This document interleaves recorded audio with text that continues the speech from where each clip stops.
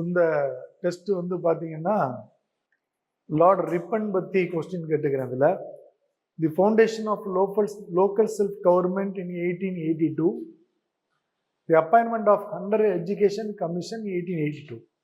ரெண்டுமே ரிப்பனோட தொடர்புடையது, அதனால ரெண்டுமே correct. Fought third Burmese war and finally annexed Burma with India in the year of 1885. Burma வந்து எப்போ இந்தியாவோட இணைச்சோம்? இந்த 1935 என்னது? தி செப்பரேஷன் ஆஃப் பர்மா, இந்தியாவிலேருந்து பிரிக்கிறோம்.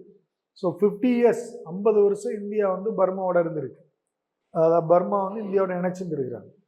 தி age of consent act in 1891 which forbade marriage of girl below 12.